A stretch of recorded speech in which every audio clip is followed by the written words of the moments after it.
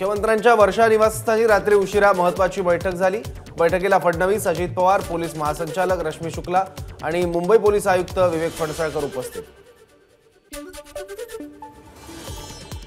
विधानसभा अध्यक्षांच्या निर्णयापूर्वी वर्षावर झालेल्या बैठकीत आमदार अपात्रतेच्या निर्णयानंतर राज्यातील कायदा आणि सुव्यवस्थेचा प्रश्न, मराठा आरक्षण आणि पंतप्रधान मोदींच्या दौऱ्यासंदर्भात चर्चा झाल्याची माहिती। शिवसेना आमदार अपात्रता प्रकरणी आज महत्त्वाचा दिवस। कोण पात्र आणि कोण अपात्र हे ठरणार असल्याने विधानसभा अध्यक्षांच्या निर्णयाकडे राज्याचं लक्ष। 6 गटात निकाल वाचला जाणार। आमदार अपात्रतेच्या निकालासंदर्भात काही प्रक्रिया पूर्ण, निकाल देण्याचा प्रयत्न करू, विधानसभा अध्यक्ष राहुल नार्वेकरांची माहिती। तर राष्ट्रवादी पक्षाचाही 30 जानेवारीपर्यंत निकाल देणार। आमदार अपात्रतेच्या निर्णयात शिंदे गटाचे आमदार अपात्र होतील। ठाकरे गटाचे खासदार अनिल देसाईंचा दावा। लोकशाहीला धरून निकाल येईल अशी अपेक्षा, देसाईंची प्रतिक्रिया। आमदार अपात्रते प्रकरणी शिंदे गटाच्या बाजूने निर्णय लागेल। शिंदे गटाचे आमदार श्रीनिवास वनगा यांचा दावा। विधानसभा अध्यक्ष मुख्यमंत्र्यांना भेटले याचा वेगळा अर्थ लावण्याची गरज नाही। शिंदे गटाचे आमदार सदा सरवणकर यांची प्रतिक्रिया। आमदार अपात्र संदर्भात आमच्या बाजूने निकाल लागेल, सरवणकरांचा दावा। आमदार अपात्रता संदर्भात कायद्याला धरून निर्णय येईल। शिंदे गटाचे खासदार राहुल शेवाळे यांची प्रतिक्रिया। चौकशी करणं म्हणजे गुन्हा सिद्ध होत नाही, मग घाबरायचं का? मंत्री मुनगंटीवारांचा सवाल। तर आता कोणत्याही पदावरचा नेता किंवा व्यक्ती असेल तर ते देखील चौकशीस पात्र असतील असा कायदा, मुनगंटीवारांचं वक्तव्य। मुख्यमंत्री आणि विधानसभा अध्यक्षांच्या भेटीवर उद्धव ठाकरेंची टीका। तर जरा खंबीरपणे निकालाची वाट पहा आणि मग प्रतिक्रिया द्या, चित्रा वाघ यांनी उद्धव ठाकरेंना खडसावलं। ठाकरे गटाकडून मुख्यमंत्री आणि विधानसभा अध्यक्षांच्या भेटीवर आक्षेप। सर्वोच्च न्यायालयात या संदर्भातील प्रतिज्ञापत्र दाखल। यामध्ये टाइम्स ऑफ इंडिया आणि एबीपी माझाच्या बातमीचा ठाकरे गटाकडून संदर्भ। शिंदे आणि नार्वेकर यांची भेट योग्य नव्हे, ती भेट म्हणजे न्यायमूर्ती आणि आरोपींना भेटण्यासारखं। तर येणारा निर्णय घटनेनुसार असेल अशी आशा, आदित्य ठाकरेंची प्रतिक्रिया। ठाकरे गटाचे आमदार रवींद्र वायकरांची 15 तास ईडीकडून चौकशी। पुढील चौकशीसाठी 17 जानेवारीला ईडी कार्यालयात उपस्थित राहण्याच्या सूचना। ईडीच्या अधिकाऱ्यांना आवश्यक कागदपत्र पुरवली, वायकरांची माहिती। ठाकरे गटाचे आमदार रवींद्र वायकर यांच्या घरी ईडीची धाड। जुलमी अत्याचार करणाऱ्यांचा अंत होईल, उद्धव ठाकरेंची प्रतिक्रिया। तर ठाकरेंनी मुख्यमंत्री असताना भ्रष्टाचाराचा रावण वाढवला, त्याचा अंत झाला, सोमय्यांची टीका। जे भाजप विरोधात त्यांच्यावर भाजप कारवाई करणार, आमदार रवींद्र वायकर यांच्या ईडी कारवाईवरून नाना पटोलेंची टीका। तर ज्यांच्यावर ईडी कारवाई करते ते नंतर भाजपसोबत मंत्री होतात, पटोलेंचा दावा।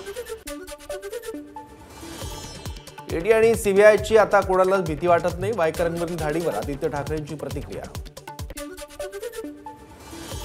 स्वतःच्या शेताकडे जाण्यासाठी 2 हेलिपॅड असा गरीब शेतकरी कुठं पाहिला नसेल, आदित्य ठाकरेंचा कोल्हापुरातील सभेत मुख्यमंत्र्यांना टोला।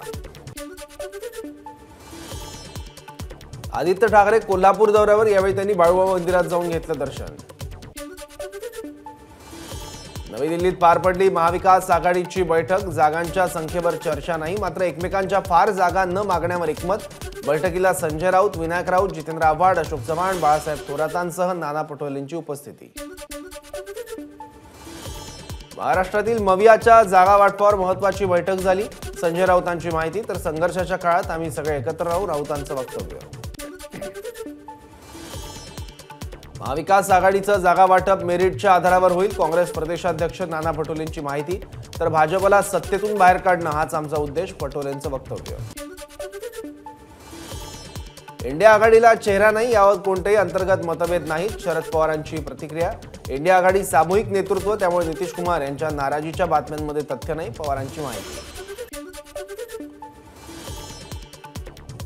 धार्मिक मुद्दा घेऊन आम्हाला राजकारण करण्याची गरज नाही, भाजप प्रदेशाध्यक्ष चंद्रशेखर बावनकुळेंची प्रतिक्रिया। जे राम मंदिरावर राजकारण करतील त्यांना लखलाभ, बावनकुळेंची टीका। नाशिकमध्ये भाजप प्रदेशाध्यक्ष चंद्रशेखर बावनकुळेंच्या उपस्थितीत पक्षप्रवेश। माजी तहसीलदार राजश्री अहिरराव आणि उदयनराजे यांच्या भावजाई सोनाली राजे पवार यांच्यासह अनेक कार्यकर्त्यांचा प्रवेश।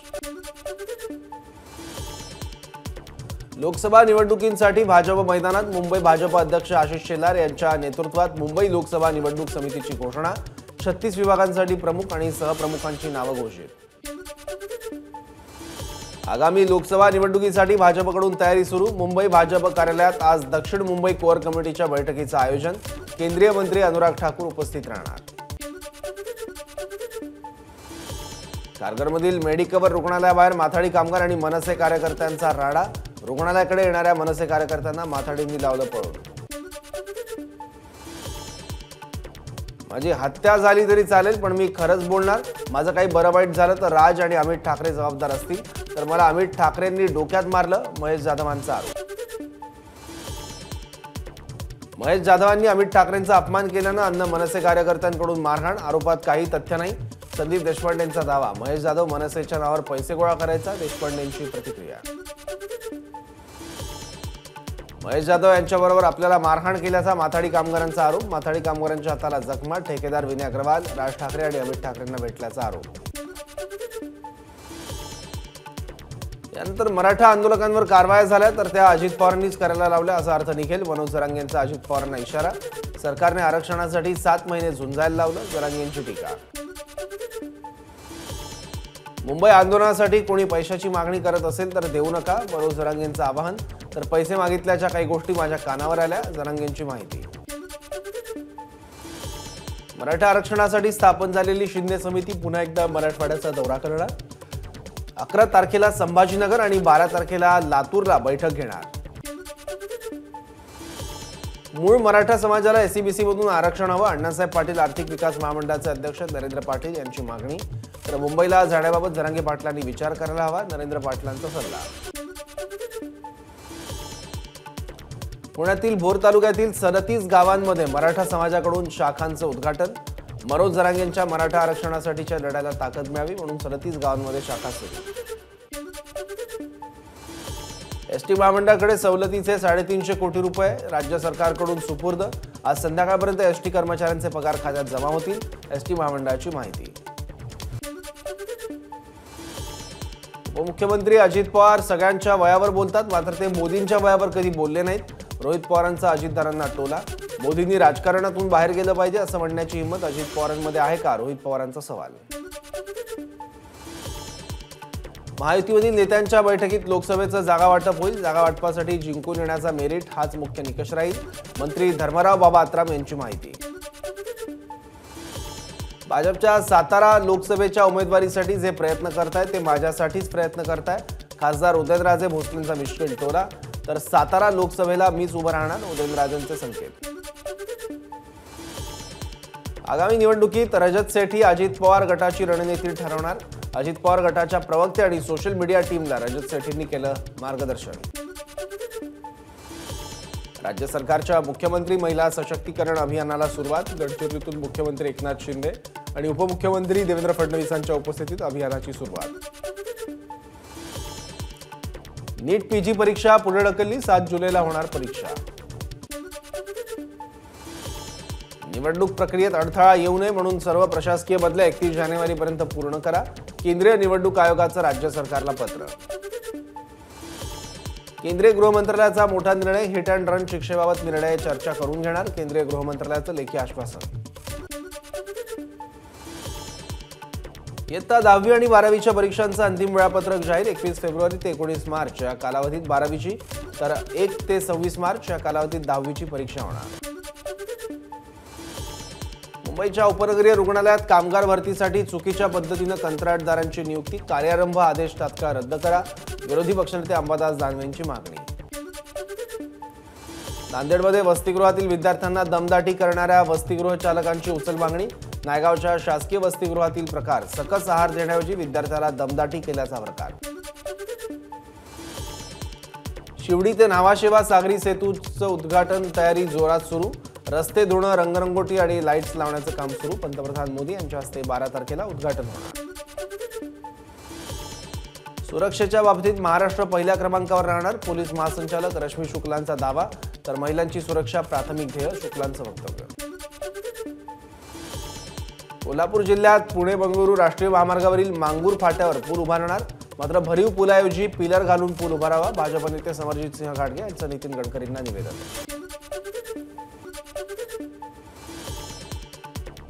यवतमाळमध्ये जिल्हा दिशा समितीच्या सभेला अधिकारी गैरहजर, समितीच्या अध्यक्ष खासदार भावना गवळी आणि आमदार अशोक उईके संतापले. नाशिकच्या देवळाली गाव परिसरात टोळक्यांकडून वाहनांची तोडफोड, 2 गटातील जुन्या भांडणातून कृत्य केल्याचा संशय. बंगळुरूतील महिलेने घेतला पोटच्या मुलाचा जीव, गोव्यात मुलाची हत्या करून मृतदेह बॅगमध्ये भरून कर्नाटकात परतली.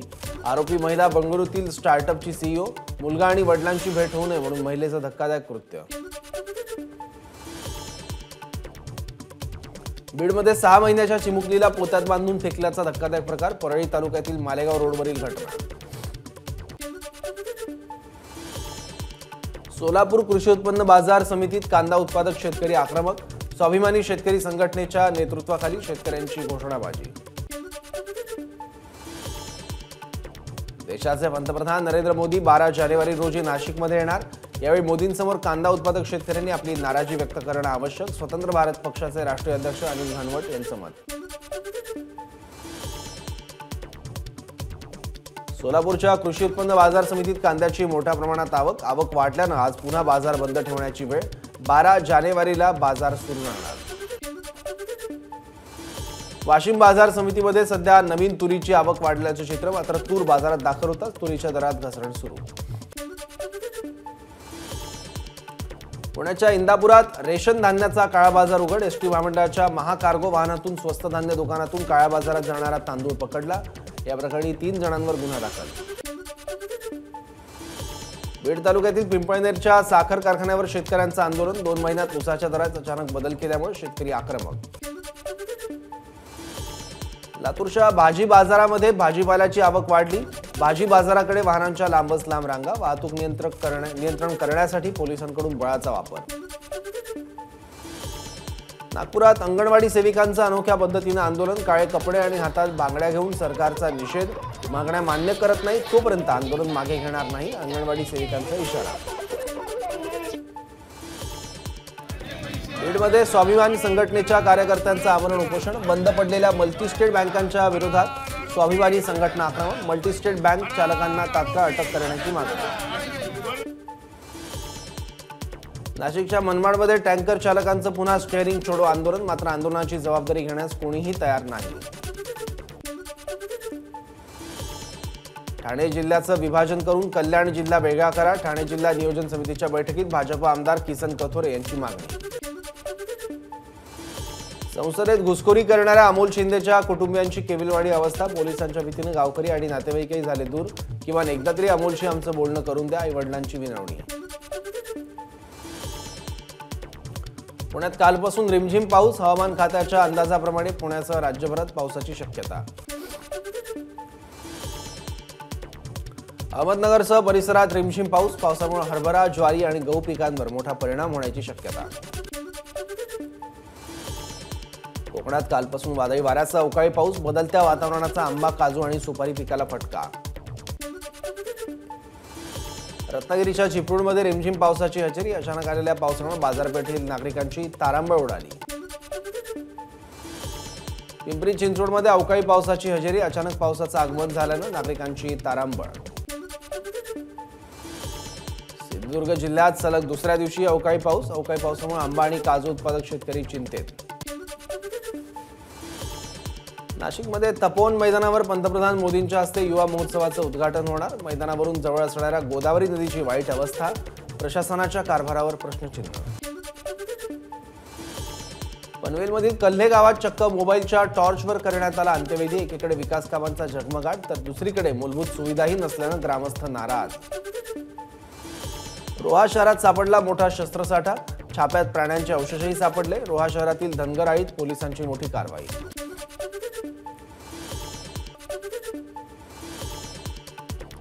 मुंबईमधील शाळांमध्ये प्रभू श्रीराम या विषयावर स्पर्धा घ्या, मंत्री मंगलप्रभात लोढा यांचे आदेश, तर जास्तीत जास्त मुलांनी या स्पर्धेत सहभाग घ्यावा, लोढांचं आवाहन.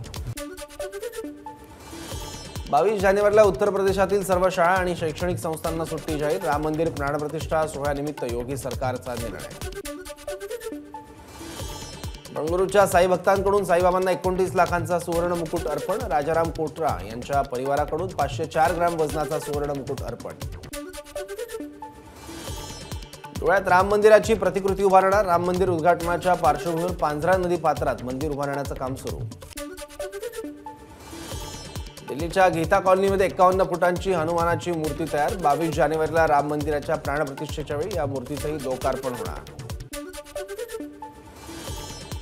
राम मंदिर सोहळ्याला निमंत्रित केलेल्या नेत्यांची यादी. माझाच्या हाती. महाराष्ट्रातील 7 प्रमुख नेत्यांना राम मंदिर सोहळ्याचं निमंत्रण. 22 जानेवारीला उद्घाटन सोहळा. 12 जानेवारीला पंतप्रधान मोदी नाशिकच्या काळाराम मंदिरात दर्शनाला येण्याची शक्यता. या पार्श्वभूमीवर मंत्री गिरीश महाजनांसह केंद्रीय पथक आणि स्थानिक अधिकाऱ्यांनी केली मंदिराची पाहणी. अयोध्येमध्ये राम मंदिरात बसवला पहिला सोन्याचा दरवाजा. पुढील 3 दिवसात आणखी 13 सोन्याचे दरवाजे बसवले जाणार. भाजपचे ज्येष्ठ नेते लालकृष्ण अडवाणी राम मंदिराच्या प्राणप्रतिष्ठा सोहळ्याला उपस्थित राहणार. तर मुरली मनोहर जोशी यांच्याकडून अंतिम निर्णय घेणं बाकी. विश्व हिंदू परिषदेच्या नेत्यांची माहिती. अयोध्येत भव्य राम मंदिर उभारणाऱ्या कामगारांना प्राणप्रतिष्ठा सोहळ्याचं निमंत्रण. 22 जानेवारीला पंतप्रधान मोदींच्या हस्ते होणार रामललांची प्राणप्रतिष्ठा.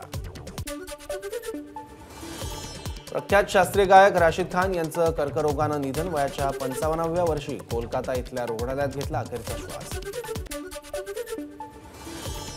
उस्ताद रशीद खान यांच्या निधनानं रसिकांना मंत्रमुग्ध करणारा आवाज हरपला. मंत्री सुधीर मुनगंटीवारांनी वाहिली श्रद्धांजली. उस्ताद रशीद खान यांच्या निधनानं भारताच्या संगीत क्षेत्रामध्ये पोकळी निर्माण झाली. ती भरून काढणं कठीण. पंतप्रधान मोदींकडून भावना व्यक्त. फ्लिपकार्ट कंपनीकडून 5 ते 7% कर्मचारी कपात. कर्मचाऱ्यांना मोठा धक्का. जपानमध्ये पुन्हा भूकंपाचे धक्के. होन्शूच्या पश्चिम किनाऱ्यावर झाला 6 रिश्टर स्केलचा भूकंप.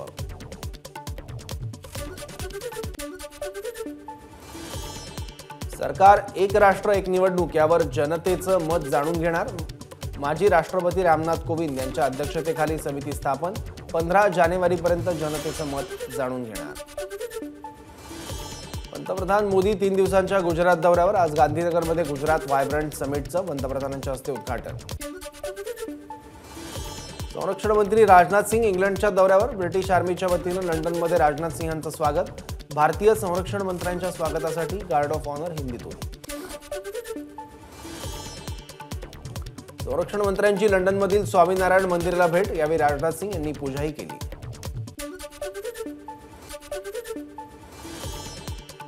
गायक अरिजित सिंग आपल्या आवाजाचं पेटंट करण्याच्या तयारीत. एआयमुळे आवाजाची मानवी आवाज हुबेहूब तयार करणं शक्य. यूट्यूब पॉडकास्टमध्ये अरिजित सिंगचं मत. मलेशियामध्ये बॅडमिंटन आशिया टीम चॅम्पियनशिपचं आयोजन. प्रणय आणि पीव्ही सिंधू भारतीयांचं नेतृत्व करणार. पॅरिसमध्ये होणाऱ्या ऑलिम्पिकसाठी पात्रता गुण मिळवण्यासाठी ही स्पर्धा महत्त्वाची. महिला क्रिकेट स्पर्धेत ऑस्ट्रेलियाकडून भारताचा 7 विकेट्स राखत पराभव. 3 सामन्यांच्या T20 मालिकेत 2-1च्या फरकाने ऑस्ट्रेलिया विजयी.